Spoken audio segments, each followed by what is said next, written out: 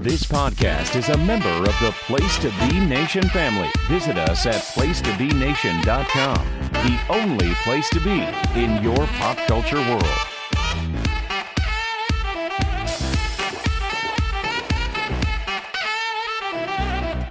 Welcome to the NBA Team Podcast. I am one of your co-hosts, Andrew Riche. I am joined by Adam Murray. Adam, we are finally at the death stretch of the NBA regular season for 2025-26. It's been a bit of a struggle for the regular season, especially given that the drama involving who would make the postseason or not is null and void. A lot of the teams that are not making the playoffs have been mathematically eliminated for well over a week. They're already into their tanks and looking forward to the draft and the lottery. We have some volatility about where people will land in the play-in or who will be seated in the East. In the West, it feels a little more solidified. But how have you felt about the postseason race being just one of the least dramatic we've had in a long time? Well, we are officially in hospice season. Right. It's been a struggle. Everyone's on the struggle bus right now. Because as I said last week, there's all these crisis alarms going off in the NBA, and we've had it now as of midweek. I don't even remember which day. The separation between the teams that made the play-in and the teams out of it were both conferences 10 games each, with 2 weeks to go. I think the last one that hadn't been eliminated mathematically was Milwaukee. Which of course happened right after I recorded. There's a very interesting thing going on between Giannis wanting to play and the Bucks not allowing it and the players union getting involved. The season's almost over, so no one's really going to care. And I don't think the players union is going to sit here and just keep trying to fight for Giannis in Milwaukee because he's probably not going to be there by the end of the summer. But it's very interesting where it's the same. It's what you have to do. You go to your union rep going, we need to stand up for him. Are they going to put up the, I think there's a little bit of what people would call virtue signaling by Giannis, where I think Giannis is almost like trying to antagonize or trying to find a reason to leave. You know what I'm saying? It's like a relationship where you're miserable, but you need an excuse. So, and that's, I think Giannis is going to use this as the excuse of you don't want to play me. As I had said, the union is already taking up the anti-tanking rules or taking up the 65 game. So this is just we have to do it because he pays in. But he said, I'm ready to play.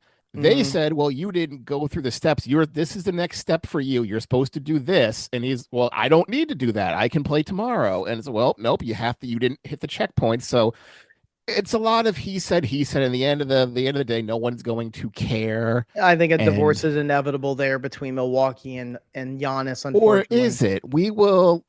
We'll get to that when we can. That's a whole nother topic, probably going into the off season. They're not involved in the playoffs. Unfortunately, there will be a lot of players involved in the playoffs that are star players, but they probably won't have star or asterisks or trophies attached to their names. Before we get into that, let me just dive into this quick conspiracy theory, as the lottery is going to have everyone you can probably buy a conspiracy theory token for every team. But this one, do you think Giannis would stay and they convince him if they somehow won the lottery and they go, look, we got the number one pick. We get, the Banchero, Peterson, whatever. We'll get your number two pairing, who's going to be cheap. We got Dame Lillard's $60 million coming off the books next year. This is a complete roster reset for you. Yeah. Do you think that would be enough for him to be like, you know what? This is what I have. I have Dallas had done with Cooper Flag. All of a sudden, not Kawhi. I just saw him have Kyrie. I know this has nothing to do with anything. I just saw Cooper Flag have a 50-point game. So because he had a 49 and 40. I still think he's runner up to Con right now. Why can't we just have Was it 99 or 2000? It happened in 99, 2000 between, I know you're talking about Elton Brand and Steve Francis. Yeah, That why was can't we just have co-winners? a tie. And then it happened in 94 with Jason Kidd and Grant Hill. It literally ended in a dead heat. Why can't we just call that a dead heat? But okay, that was just gonna say that was just a little like, you think Giannis would stay if they said we now have all this money and the number one pick to build around this? It depends because of the player option in 27. And it depends on how aggressive Milwaukee is negotiation wise with, you need to sign this by July 1st or we will not go forward. We're going to go forward with just trying to trade you for assets. Or, here you go. Here's, we'll tear up your deal. We'll give you the new Supermax, a 4-year deal, which will then coincide with Peterson's one. So, or DeBon's. But the problem is in order to do that, you have to play the right amount of games. He couldn't do that. Again, that's all. But yes, back to your point of asterisks and everything. Sorry. It's been going on all season where people have been dreading the 65 game mark for a lot of, big time NBA players to be able to get those honors. And the reason, I know some people don't really care about the awards as much as like, well, this guy, who's going to win MVP? MVP is a big award. It's an award that I feel like does have a lot of, richness to it for NBA players and NBA stars. But the big thing is the incentives that are driven by whether or not you get more money on your next contract if you make all NBA. That's sort of the biggest part of it all. And if you don't make the 65 game threshold, you cannot you're not allowed, you're not voted on, you're not on the ballot to be voted by the writers and the whoever else votes for all NBA. And a couple teams players that we already knew weren't going to be able to do it because of the number of missed games. Giannis Antetokoumpo, Steph Curry, LeBron James. We just recently heard one's going to be Anthony Edwards. He missed his 17th game. And then there's Luka Doncic, and it's a shame because I think he was on his 64th game. Is that right? 64th game, and Cade had like 61. And the Lakers were on a roll going into this game against the Thunder. The Thunder may just be a bad matchup for the Lakers. They just blew him to smithereens. And Luka, I think, was just pushing because he wants to win the scoring title too. Adam, he averaged, I think he's at 33.5 points a game. So he was pushing, and he did a little jump step. You could see he pulled lame, and he immediately, you could see it. He put his head in his jersey and he was cursing. Like his face was red. You could tell he was upset. I think he realized, ooh, I pulled my hammy really bad. I'm not going to be able to make the 65 game mark. I won't be able to play the rest of the regular season. I think that was all going through his head when that happened because he realized how bad the injury was. I'm now curious, will he even be ready for the playoffs if it was that severe of an injury? Like, I know I texted you. I'm like, well, there, you can add Luka to the 65 game list. You're like, oh, it's probably nothing. They're just going to rest him. And you're like, it's a grade 2 strain. This is like on the level what Tyrese Halliburton had in the NBA finals. It's that bad. This is, yeah. And you're like, oh no, he's going to be out for a minute. And that's why he was mad on the optimistic side is 1 to 2, which is in weeks. Like that's perfect for their schedule with playing in the playoffs and being ready for the first round. More realistic 3 to 6 weeks. And if that's the case, he probably won't play in the playoffs. Right now, I think they're slotted to play Minnesota. Which is a bad matchup for them. It's a bad matchup for them. And you just said last week we had talked about that. Yeah. You're like 3 and 6. It doesn't matter where you are because each team is technically a bad matchup for every other group on the Denver, list. Houston in some ways is a bad matchup for Denver. So like because of the size that they have. So like there's a couple of different ways it can go. Houston, LA, not a great matchup for LA either. That's a team that's very reliant on Luka and Austin Reeves to be super productive. And LeBron's played well. I think he's probably hit some milestones again that I'm not thinking about. Maybe the most regular season wins, the most minutes or played. There's a couple others that I think he's right on the precipice of passing all time. But I don't like the prospect of a non-Luka Lakers squad in the playoffs. That really scares me. Like that's a team that I think would get blown to bits by a healthy Wolves team, a healthy Rockets team. You need Luka Doncic. Like these teams that are between the 3 and the 7 mark, they need everybody. Cade Cunningham in Detroit is different because I can Because see they're still rolling somehow. That's what I'm saying. They're playing well. I saw them play without. They actually played without. I think they played without Duren against the Thunder, and they went to overtime against Shea. Had a great game. Shea's going to win MVP. They were playing really well, and they were really just trotting out Dennis Jenkins and Javonte Green and Paul Reed, and they were playing their ass off. And I'm starting to wonder, man, maybe they're just built to last. Maybe this is a team where their offense is good enough and their defense is elite. So that might prop them up enough to get past whoever their first round matchup is. I wonder, Adam, if they're looking to see who's going to win that play-in and who's going to get that 8th spot. Because if it's Miami, I don't think the Detroit's going to be that scared. If it's Charlotte in the 8th spot, I think they might want to try to rush Cade back. But I can see a scenario where they play the first round without Cade Cunningham. I mean, what do you think? I think they are good enough for now to skip the first round, considering the bottom 4 teams will most likely be a combination of Toronto, Charlotte, the sinking Toronto Raptors, upstart Charlotte, who will probably take the 7, sinking, well, not sinking, treading water Orlando, and sinking Miami. Orlando's weird.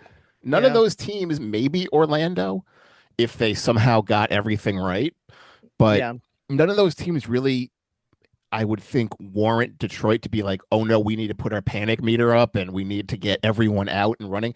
I think they might be able to be like, you know what?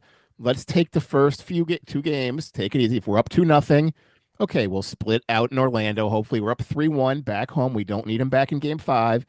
I think it might be one of those, if we need him for game 6 or 7, we might trot him out. But for the most part, none of those teams are really inspire fear. Yeah, and also that's the flip side of the regular season. Like Anthony Edwards has not really had a major injury. He's had a hamstring issue for a little bit and a knee issue, I think, for a little bit down the stretch. The Wolves just don't want to chance it, and they weren't in a position where Edwards had to get to a certain number in order to get veteran supermax. He's not that far along in his career yet. I think you have to play 7 seasons to get there, maybe 8, and he's not there yet. But so there was no incentive for Edwards to have to play so many games. And the Wolves were just like, look, man, if you don't get all NBA because we sat you, we'll make it up to you somehow. And also we'll have a healthy Ant when we get to the playoffs.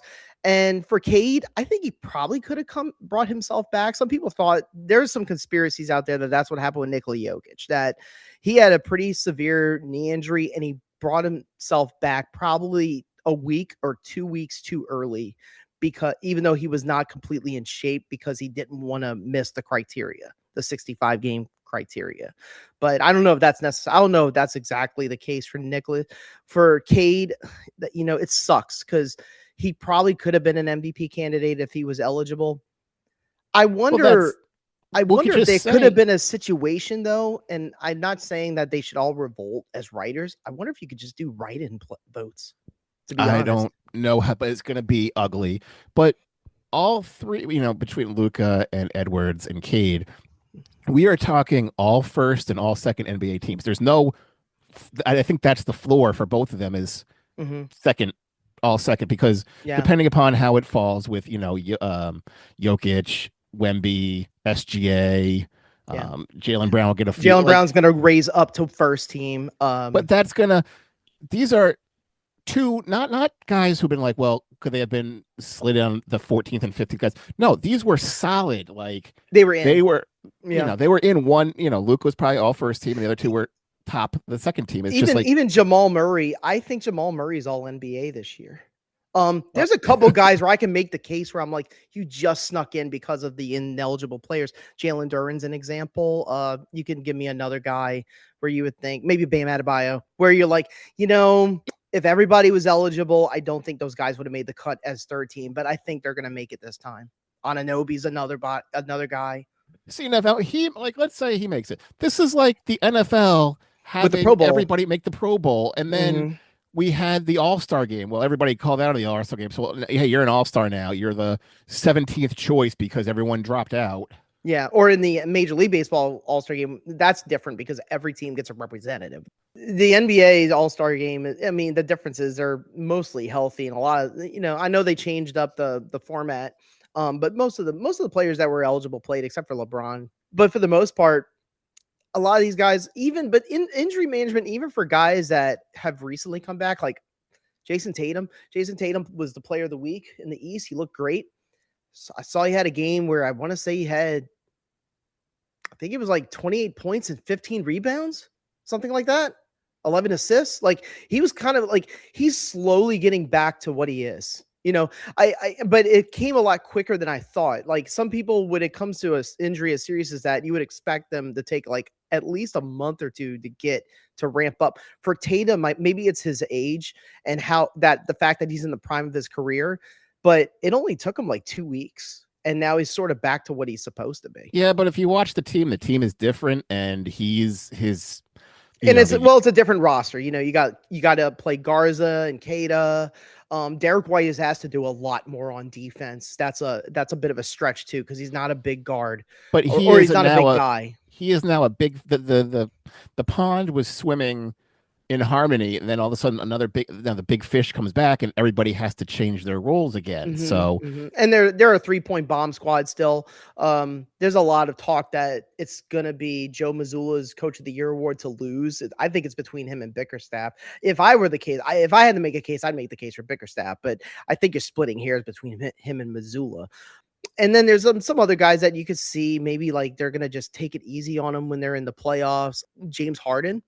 I mean, I know he has a hand injury, and he hasn't shot the ball well, but do you think Cleveland is in a position as the 4 seed where they can play a 5 and feel comfortable not having a full roster? That's kind of scary. Cleveland. I think they need everybody is the problem.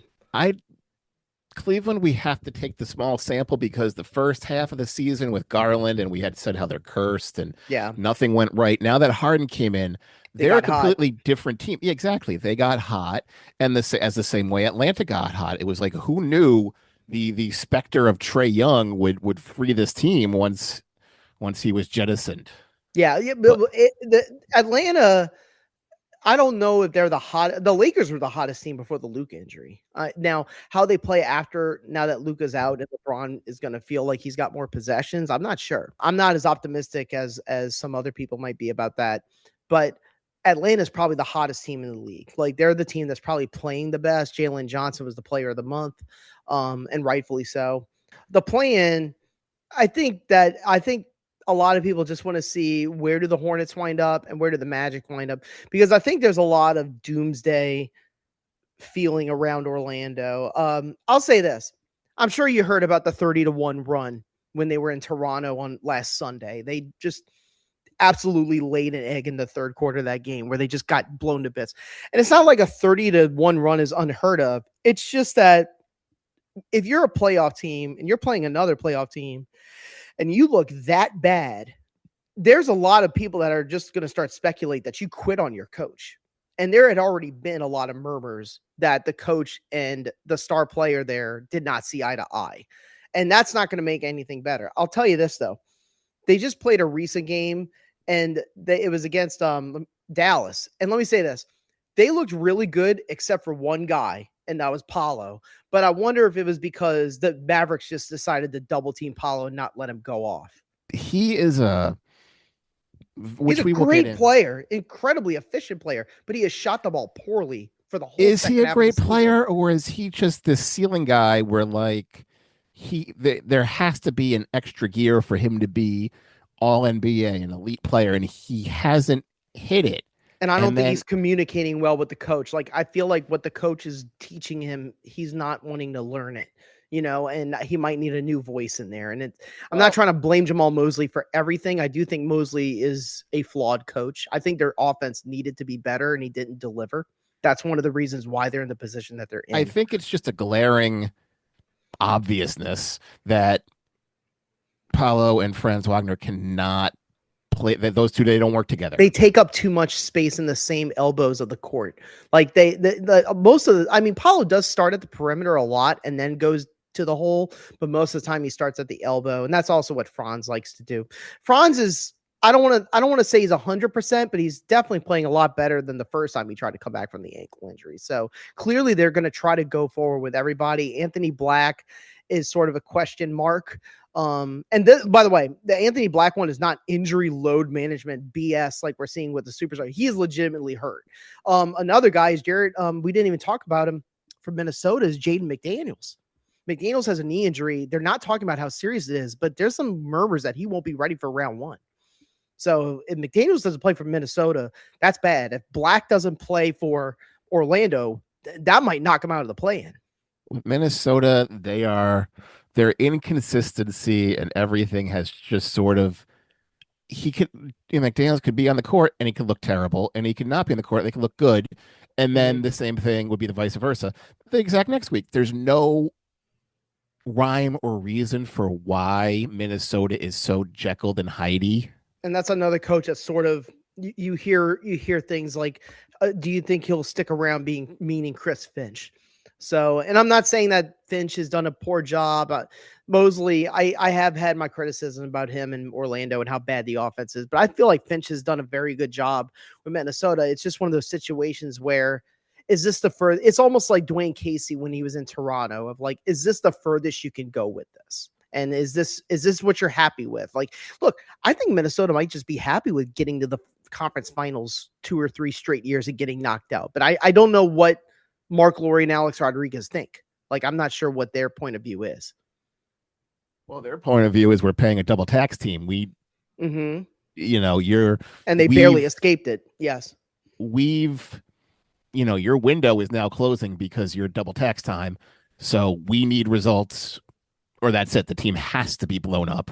Yep. And that's where we're I think Toronto is in a similar situation from a salary standpoint. That's the situation that they're in. That's why this is a very important week coming up for them of, can they give themselves a solid playoff spot so that they can play the Knicks? There's some nice storylines there if that happened, because you got Barrett and Quickly. Quickly's hurt too, I believe, where they would play the Knicks, and that was their former team. What would the other team be? Cleveland? I mean, Cleveland could be interesting if they played them. Talking about the Raptors, they're not a perfect. No, the team. Raptors would not be interesting to play anybody. They have to have everybody, and if Quickly's not healthy, that's another. You can add that one to the list of guys like Anthony Black and Jaden McDaniels. Like, if that's a guy that's not healthy and they're not at their full arsenal, that team's not going to go far. I don't want to say that about every NBA playoff team that's in there. Like, I think the Spurs could probably play with, let's say, for example, Devin Vassell was hurt. I think the Spurs could survive it. The Nuggets, no. And the reason why I say that, Adam, is because their defense is so bad. The Nuggets have spent the entire year with all their guys being injured one at a time.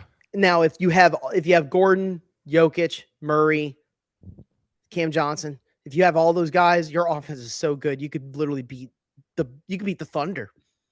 You could beat the Thunder in a best of 7, possibly, because Jokic is such a matchup nightmare and you have all your healthy guys. But I'm trying to think of a team like other than, and we already talked about Detroit and how they could, and you had illustrated how they might be able to survive a non-Cade first round series. I'm trying to think of another team that could do it. Boston, maybe. I think Boston could probably do it. It depends on who they get. If they got the Hawks, they might want everybody on hand. That's the problem, is like you said, the Hawks and the Hornets are the 2 hot teams, and they are on the bottom. And I think teams are watching. They're watching, especially in the East, of like, who do we get? And if we get a dangerous team, we need everybody. That's why I said one of the rewards given to the first team, they shouldn't get the 8th seed automatically. You won the Eastern Conference. You should get to pick who you want. Mm-hmm. That would be very interesting. That would make a good primetime special where, okay, Oklahoma City, who do you want to play? Do you want to play, let's say, Golden State, or do you want to play the Phoenix Suns? As opposed to, this is who you get. Good luck. Sorry. I think that would have been much more confusing. Well, what I would do is I would let the 1 and the 2 make the decision. And also the other problem too is get whoever one doesn't get, obviously. Oh, that's true. That is true. I didn't think of the math on that. And the West is just, we've kind of focused on the East side of the plan. For the West side, it's pretty solidified between We don't know exactly who's the home and who's the road on this, but I think it's probably going to be Warriors at Blazers and Suns at Clippers. It could flip between Clippers and Suns where the Suns host it. I don't know, man. Like At this time, it's all irrelevant. Everything will be Curry irrelevant is to the last day trying of to the come season. back. They threw out a feeler out there that Curry might come back, to be honest, Adam. And maybe this is going to grow old by the time we publish the show. I'll believe it when I see it. Like even if Curry comes back, how is he going to look? He hasn't played organized basketball in 2 months. I don't know. I mean, I think the Suns, Dillon Brooks brought himself. Dillon Brooks, I think, is in a similar situation to what Jokic was like when he hurt his knee and tried to come back too early. Dillon Brooks, his hand's not all the way there. He's not shooting the ball well. He broke his hand. He tried to come back early because he's a gamer, but they're kind of in a groove where they're getting a lot of minutes for Jalen Green, and it kind of threw a monkey wrench into it a little bit. I think we said, last week that it's still a feel-good story that they had this big, expensive roster. It failed miserably, and this is sort of the good, hey, you guys made the play-in game. You guys were predicted to be like the 14th team. You expect to be god-awful. Same thing with Portland. Like, they've overachieved from expectations, and it's a nice story to see these two teams back in. Yeah, and then if you look at the West, like Curry is Curry, but I feel like the two most dangerous players in the play-in are Devin Booker and Kawhi Leonard. Kawhi Leonard is going to make All-NBA. I'm just spoiling it for you. Like, even before the 65 game thing started knocking out a lot of people, I think Kawhi was already All-NBA. Really? I think so. I think he was playing that well. He's shooting over 50%. He's shooting over 40% for threes, averaging about 25.5 points. I think he was on his way anyways.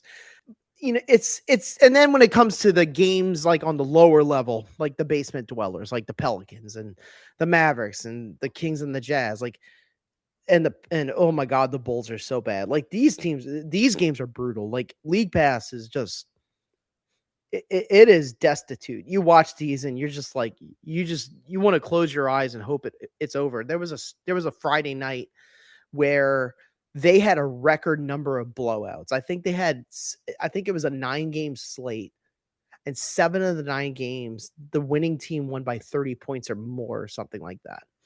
Oh, every game has been like by 20, 25, 30. That's why, I had said the division between the play-in and the play-out is 10 games. Like I think at one point earlier in the week, the bottom teams were combined like 2 for 28. Yeah. The Wizards had a 16-game losing streak. I don't know who they beat to break it, but they were playing really poorly. The Kings actually somehow beat the Pelicans. How, I don't know. But the bottom teams have like a 20%. They're all like averaging 2-8.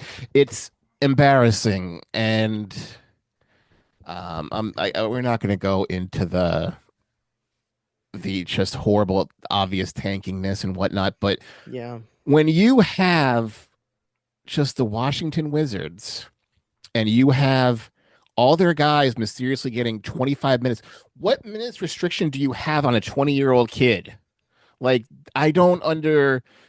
these are things that just aren't good for the game. I don't think it's not just non-conducive for the league. It's not conducive for the players themselves. The player and the team. They don't realize this because young players just want minutes and they want shots. So a lot of these players on these terrible teams, they're feasting. They're happy because they're like, oh, I'm going to get my playing time. I'm going to get my numbers and blah, blah, blah. But man, I was watching a game between the Suns and the Hornets, and Eric Collins suddenly said, I couldn't believe it. I had to think about this, and I was like, oh my God, he's right. He says, Devin Booker is in his 11th season, and he's only 29 years old. He hasn't even reached 30 years old yet. And I had to think about it. I was like, that can't be true. And then I realized, oh my God, he just turned, he literally was 18 years old when he got drafted in the NBA. So was Jabari Smith Jr., a guy who's the 4th best player on a playoff team. Another one is Flag, who's not on a playoff team, but he's a guy who's being asked to basically run the show in Dallas. And these are great milestones for guys to be able to say, I reached this mark before I turned 20 years old or 19 years old. That's awesome.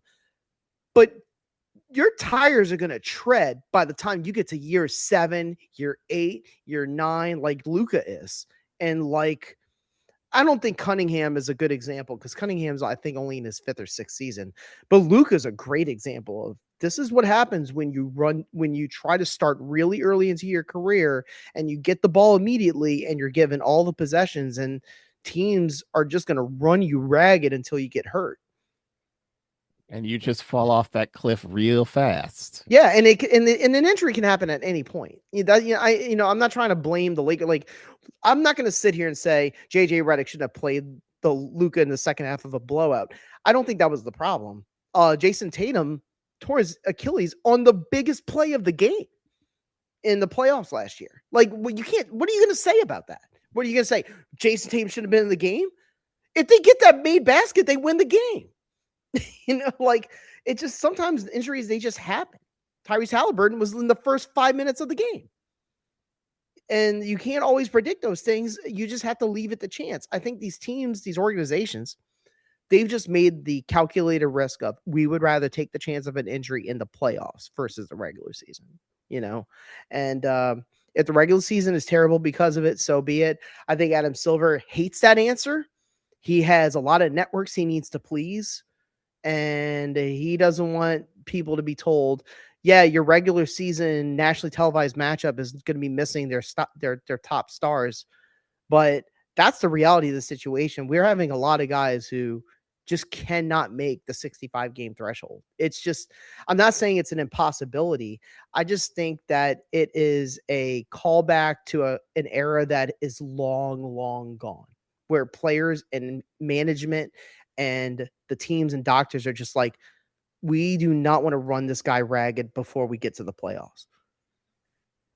It was meant with good intentions, because when you had Embiid win, it's like, but he, or be in the conversation, but he played like 40 games. How is he eligible for this? But the bar was set where you have literally the last 2 weeks of the season, or the last 3, 4, and you have major lung collapse, big hamstring. So that affects your future contract. And the lung collapse, by the way, was a freak accident. Trey Johnson accidentally kicked him in the throat. I mean, it happens. It's a freak accident.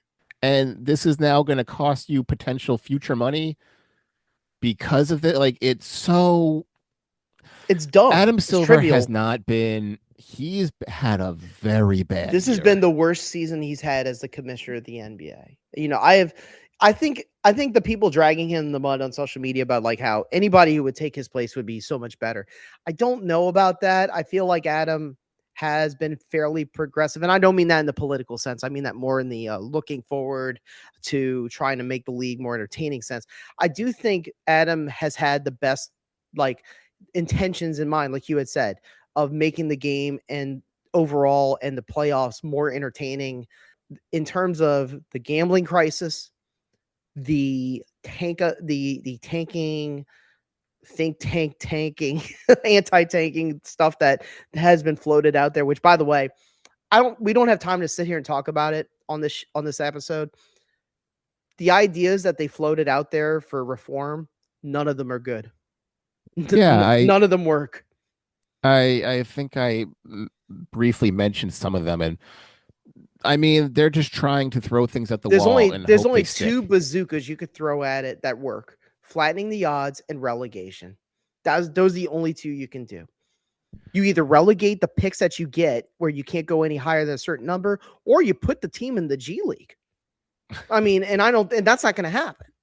But like that's the only really realistic one is. You can't be in the lottery top 3 the following, because the issue, if you look at it, is San Antonio, who had the 1, the 4, and the 2 pick in 3 years in a row. It's like, well, they should not have been able to do that, to get 3 picks in the top 4 3 years in a row. Yeah, and they got Wemby and Castle, correct? Wemby, Castle, and Harper. Harper's played well. I will say this. I have seen those voices talking about, not the ones in my head, the ones on podcasts talking about, I think Harper might be better than Castle and Fox. No, he's not. He's lucky to be a sixth man right now. He's a good player, though. I will say Dylan Harper. Well, it just because he's on that team and he has to be the sixth man, but they should not have been able to get three. Yeah, they shouldn't have been in that position. I agree with what you're saying. Then flattening the odds would just make that worse because they say the Spurs were in the play-in, they could win the lottery again. And there's not a great answer, but I think flattening the odds and relegation are really the best options. And I don't want to sit here and specifically talk about the three different sets of reforms that got put out there last week, but none of them involve flattening the odds or relegation. And it's like, okay. And the players union said, let's start taking away their TV, the distribution money. You guys tank, you're not there, you get a lesser share, which that would actually work. That the owners wouldn't go for that because now you're. But I went into that last week about all the problems and then the money, the cap's going to go down because, we took away more local games than we gave them all to Peacock. Well, What do you mean? Well, of course the revenue for the there's more markets. games on national television because of the new NBC and Amazon deals. That's why that's why we saw that new stat of, did you know that there are less stars in nationally televised games now? Yes, because there's more nationally televised games, dummy. the larger the pool, the more likely you're to have a DNP. Okay. Got just one more quick little, I know you've had time to sharpen all season. You're really your tinfoil hat and to make it really nice and extra pointy. With this expansion thing, which is very curious. If not, we're going to look into the possibility of going there. And this is the money we're looking for. Do you think in a conspiracy way, it was a low-key way to try to get some owners to be like, we'll just say, as always is the case with, because of you, Gail Benson and the Hornets, hey, look, we're going to give you $10 billion for you just to move to sell your team to Seattle right now. We don't need to expand. You'll get as opposed to getting a $500 million check and you're going to get percentages less from in the future. Look teams, look Memphis, look New Orleans, whoever else. If you guys want to move, where's a team? They will give you got two cities looking to $10 billion. It can all go to you as opposed to a $500 million 1/30th check to you. Right. I think that the people that own the Grizzlies and the Pelicans are I just use those as two examples. I just think that they're still in a position where they see the economic growth coming on as the new television deal with their year 1 and 2. I want to say I think by year 6 they can opt out, but I could be wrong. It could be an 11-year deal. But they're in year 1 into that deal and they see the growth. Now, I'll say this. I did find it interesting. I don't know if you read this, that they're already forecasting that the cap growth is less than they thought it would be. So they thought they were going to max out their percentile in terms of the cap rising, and it turned out not to be, which makes people wonder if maybe the revenue in the NBA is on the downward slope, or they're not generating as much revenue as they thought they were going to out of the new television deal. Which is not great, and it might scare some owners into selling their franchises. But that's the thing. I think there's way more money in selling your franchise. There's more money to be generated from selling your franchise versus just, relocating it. I don't remember the number that got put out there about the expansion fee, but if I had to guess, it was probably somewhere around 20 billion, right? Or it was 10, but that's a lot of money. They're looking between 8 and 10 billion, and they're not. That's a lot of money, and they're hard pressed to find that. As you look at Las Vegas and Seattle, I think will do it. Memphis, well, that's where they're going to go to. But you had Minnesota. You had mentioned with A-Rod buying it, they could barely get $2 billion. Yeah, you had the Celtics guy who had to pay $6 billion. The Lakers guy already owned the minority, so he's one of the wealthiest men in the world. What's the name of that company? WME or something like that. Like it's like one of the wealthiest firms in the world. But the $10 billion he paid, he already owned a small percentage, so he got just a more share. So it was valued at 10 billion. He didn't pay 10 billion. So trying to get anybody who will have that money is not going to be an easy feat. Yeah. And you see former owners wanting to jump back in. I wouldn't be shocked if Mark Cuban wants to own a team again. You know, he had an interview recently where he said he regretted selling the team. Yeah, to those two, because because of the Luka trade and how they botched it, right? Well, it wasn't that they botched it. It was, we'll make you totally you're still going to be the head. You're the governor. Right. Yeah, we don't care about you. You gave us, here's your courtside seats. That's all you get. We're trading away this guy because we don't want to pay him. My short answer about New Orleans and Memphis is that, because they would be the ones you would think about because they were the more recent franchises that exist, is that I think they probably see more value in selling it versus trying to relocate it and all the lawsuits that would be thrown at it by the city. They would also be pariahs. Like Howard nobody Schultz really cares about basketball in those two cities, essentially. They're compared to other. They're secondary sports. They've always been, and but and it's been a fight for Memphis, a real fight. I don't know where they're at in their between the league and the city of trying to get an arena other than FedEx Forum. But it feels like they've just been at a stopping point constantly of getting a new arena. Same with New Orleans. There's just no room for a new arena anywhere in the city because there's no room, there's no money. And then, hey, look, Seattle's going to give me 10 billion. Yeah. We've tried. But speaking of fights, our fight time is over. I'll call it a draw. Yeah. All right. So for Andrew Riche, I'm Adam Murray. Have a good one. Take care.